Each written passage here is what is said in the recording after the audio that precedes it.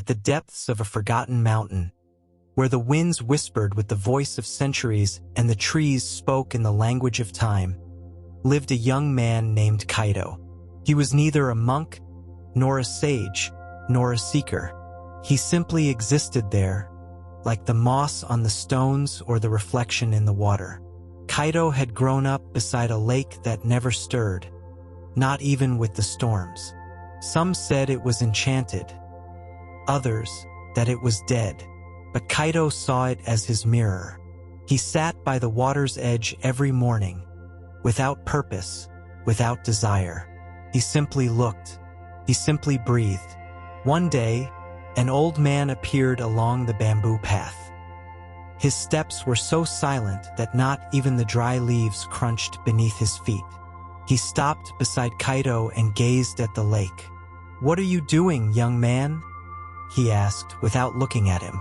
Kaito replied without shifting his gaze from the water. "Nothing. I am just being."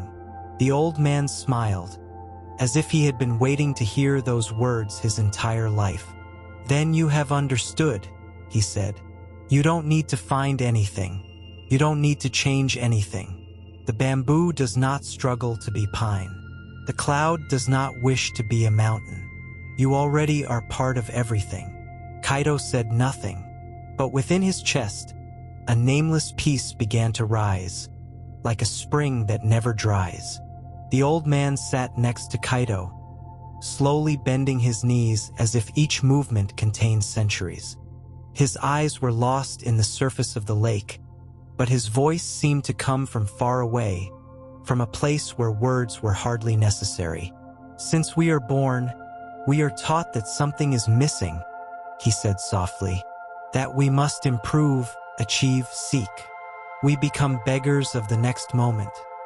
But the truth is simpler." Kaito listened without interruption. He felt something inside him unravel, like a knot loosening without being touched. "Look at that fish," the old man continued, pointing to a small carp swimming near the shore. "It doesn't ask if it is enough.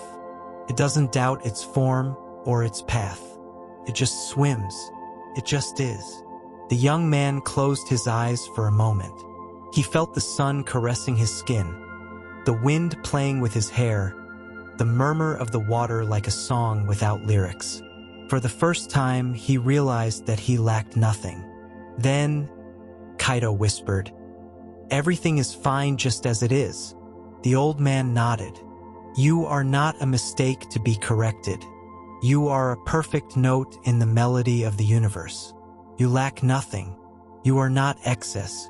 Just be." And in that moment, something inside Kaito stopped searching. The old man stood up with a slowness that seemed to speak of the passing years, but there were no signs of fatigue on his face. He looked at Kaito with a deep serenity. "Let's walk," he said. "Come with me." Kaito stood up without asking and followed the old man, who was walking toward the edge of the forest. The trees, tall and ancient, seemed to lean toward them, as if sharing a secret. "Each tree has its roots in the earth, but it doesn't think it's missing something," the old man said as they walked between the trunks. "The tree does not wish to be something it is not.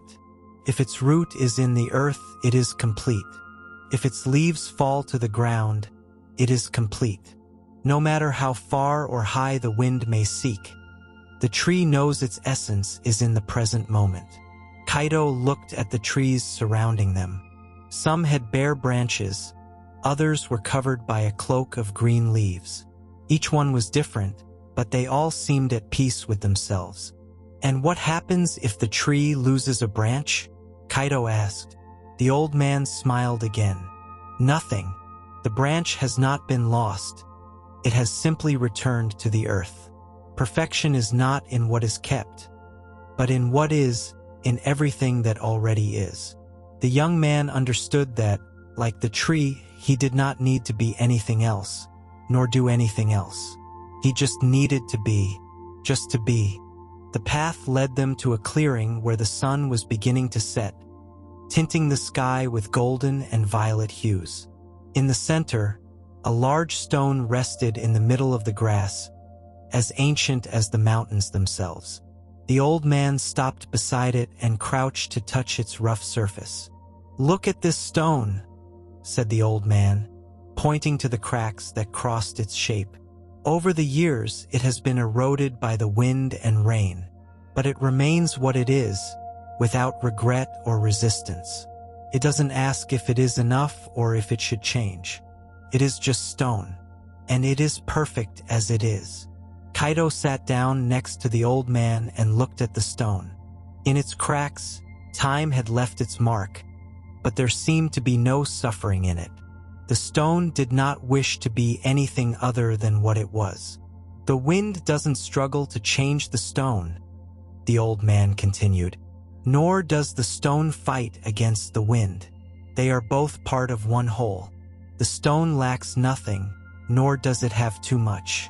The wind does not own it, nor does it dominate it. It simply meets it in the present moment." Kaido sat in silence, feeling how each word of the old man penetrated his being. The wind blew gently, caressing his face, while the stone remained firm and still. "You are like the stone," the old man said. "You are here complete just as you are. There is nothing you need to seek because you lack nothing. Just be." The young man let the wind envelop him, and for a moment, there was no past or future. He was simply there, being part of everything. The day began to fade, and the sky turned to long shadows. The old man and Kaido remained in the clearing, wordless, watching the horizon where the sunlight began to merge with the darkness of night. The old man closed his eyes and took a deep breath. Kaido mimicked him, letting the air fill his lungs effortlessly. There was no hurry, no need to do anything, just to be. Suddenly, the old man spoke in a whisper, as if the words themselves came from the stillness of the universe. "Listen, young man. Listen to the silence." Kaido looked around. The sound of the wind in the trees, the distant song of a night bird, the whisper of fallen leaves. Everything seemed like perfect harmony. But for a moment, Kaido stopped listening with his ears and began listening with his being. The silence was not empty, but full of a profound peace, a peace that transcended words and sounds. The silence was the space where everything existed, and at the same time, nothing was lacking. It was the stillness that could never be destroyed.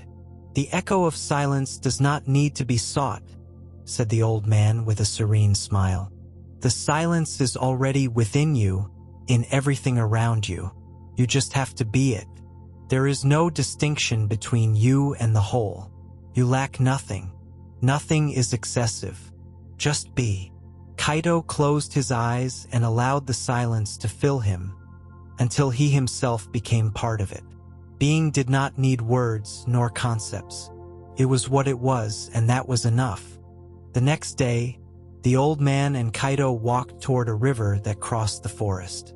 The water flowed continuously, leaping over the stones, passing between the trees, and never doubting its course. It was a serene river, yet with a quiet strength that always guided it toward the sea. The old man stopped by the water and, pointing to the constant flow of the river, said, "Look how the water flows. It doesn't ask if it should reach somewhere. It doesn't fight against the rocks nor worry about what it has left behind. The river simply follows its course with complete trust, because it knows that the path is the same as its being. It lacks nothing, it has nothing extra. It just flows." Kaido watched the water, as if it were the first time he had seen it. Every drop that passed was perfect, every curve of the river an expression of life itself. "What if the river encounters an obstacle?" Kaido asked, curious. The old man smiled. "The river doesn't stop, it doesn't get angry. It just adapts. It finds the space through which to continue, without losing its essence. The water doesn't ask if it is enough. The river doesn't worry about its destination. It is simply here, in this moment, flowing. Kaido then understood that life, like the river, didn't need to be forced. Everything that happened was part of the natural flow. There was no place to reach, only a path to follow. And he, like the river, was already in his place, needing nothing more. You are like the water, Kaido. Just flow. Don't search or cling. Just be. Kaido closed his eyes and let the sound of the water envelop him. In that moment, he understood that everything, even the wind and the river, was part of something much greater. He lacked nothing. He had nothing extra. He just was. The sun was now low in the sky, painting the landscape with soft golden lights. The old man and Kaido reached a hill from which they could see the entire valley. The mountains rose on the horizon, covered by a light mist, and the fields stretched as far as the eye could see. The old man sat on a rock, inviting Kaido to do the same. They both gazed at the panorama in silence, as if sharing an ancient knowledge that only the universe could bestow. When you look at the sun reflected in the water, do you see the sun or do you see the water? Asked the old man. Kaido thought for a moment and replied, I see the reflection of the sun in the water. The old man nodded calmly. Exactly, but the sun is not in the water. The sun is up there, beyond your sight. The water only reflects what is already there. So it is with your being. You are not the reflection of what you see, but the source of everything. You are the sun, but you see yourself through the waters of your mind. Kaido looked at the reflection of the sun on the still surface of a nearby lake. The image was clear and bright, but he knew it was not the sun itself, just its image, its reflection. Then how can I see the sun if I only see its reflection? He asked, a hint of doubt in his voice. The old man smiled, as one who knows the answer before the question is asked. To see the sun, you must look beyond the reflection. The mind, like the water, reflects everything you encounter, but you are more than that reflection. When you stop searching in the reflection, you see the truth that is beyond. You lack nothing. You have nothing extra. Just be. Kaido closed his eyes and felt, deep within his being, that the sun was already within him. There was no need to search outside, nor to fear that something was missing. The reflection of the sun was just a small part of a much greater whole. The day came to an end, and the stars began to illuminate the sky, like tiny sparks from an eternal fire. Kaido and the old man were sitting on the hill, motionless, in complete harmony with the stillness of the night. The old man looked at the young man with eyes full of wisdom and, with a soft but deep voice, said, You have walked the path of the mountain, you have observed the river, you have listened to the wind. And now, just like the sun and the moon, the day and the night, you understand that there is no separation. Everything is interconnected.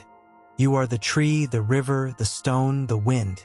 Everything you seek is here in you, because you are part of the whole and the whole is part of you. Kaido remained silent, feeling how the old man's words slid into his heart like calm water. There was no longer a need to search. There was no emptiness to fill, nor broken parts to repair. Everything was whole. Everything was perfect, just as it was. You lack nothing, Kaido, said the old man with a gentle smile. You have nothing extra. Just be. The young man allowed the words to dissolve into the air, with no need to analyze them. In that moment, he understood that peace was not in the future, nor in the past, but in the total acceptance of the present. In the simplicity of being, without reservations, without expectations. The peace he had sought throughout his life was here, in this moment. He didn't need to do anything because he was already part of everything. He was already enough. And so, with one last look at the starry sky, Kaido understood that there was nothing more to do. Just be present. And in that stillness, The echo of silence filled his being, and for the first time he was free.